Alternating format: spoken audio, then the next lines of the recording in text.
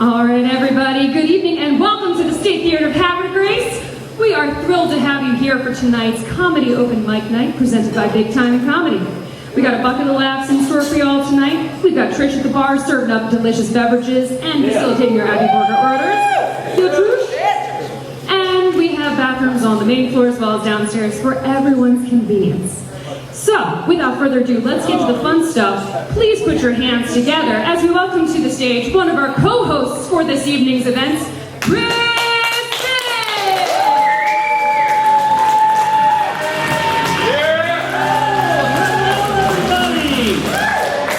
Thank you so much.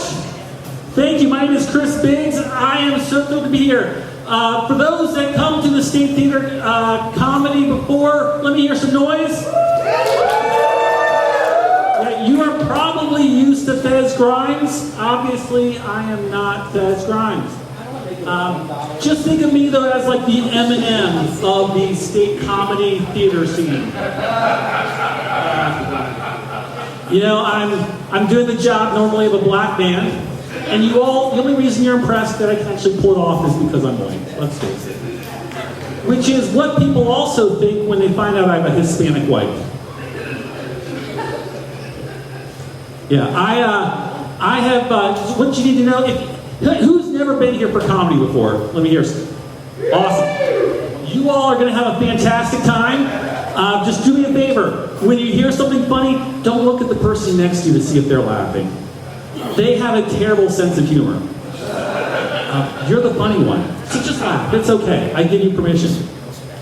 But if you've never been here before, what you need to know about me is that I have been with my wife for over 20 years, and we have 4 kids together. Yeah. Obviously, she's one of the Catholic Hispanics. Yeah. You know, and the reason why I kind of start out that way is just because I feel like I feel like if I don't tell you that, you're going to spend the entire show wondering why Mr. Rogers is on stage trying to look hip.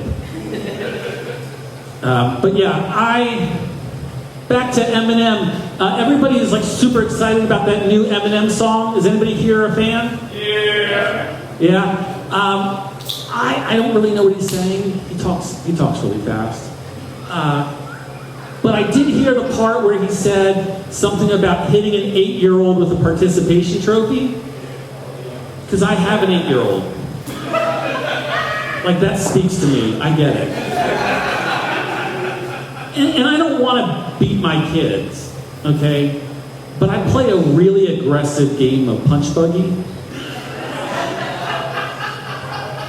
And there's not a lot of Volkswagens really on the road anymore, so I play Punch Toyota. It's a game, though. Social services can't come for that, right? The M&M song, though, everybody that I hear that likes it, they're all like, Shady's back.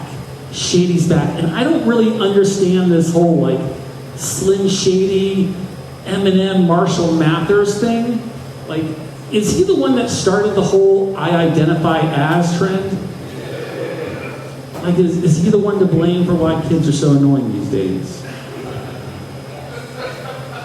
Like, can I just change, like, can I just, like, get a nickname and suddenly, like, be a different person? Like, can I be Cool Chris?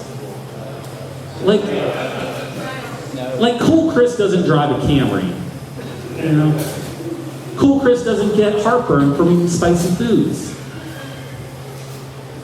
I have different priorities, obviously. Cool Chris didn't start going bald at 24. Cool Chris doesn't hate 3-day weekends.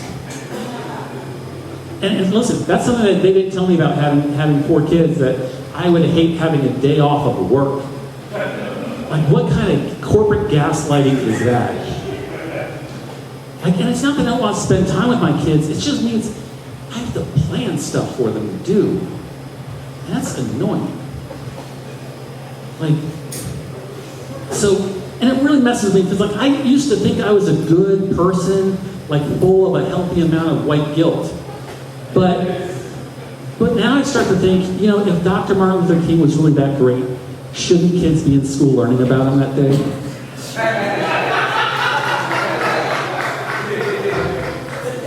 I mean, my daughter wants to she's like, she wants to cancel Columbus Day, and I'm like, I'm with you. I am with you in solidarity. She's like, well, we're going to replace it with Indigenous People Day. I'm like, no, no, no. In America, we don't celebrate the people that lost.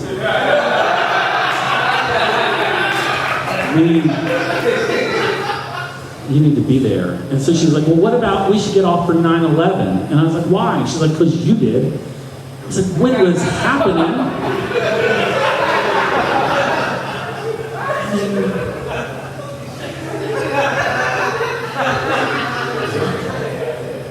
My youngest son, he came up to me, he was like, Daddy, are we going to celebrate Juneteenth?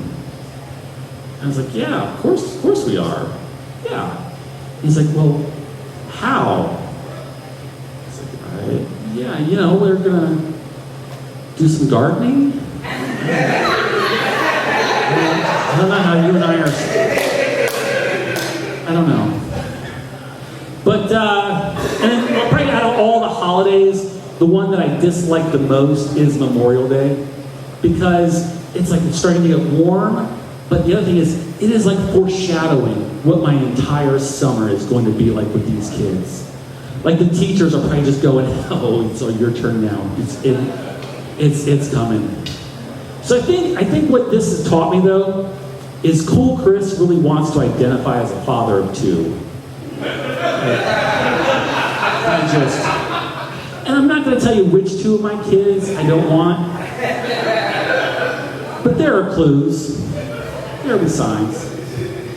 Hey, thank you very much. My name is Chris Biggs. We're going to keep this show rolling.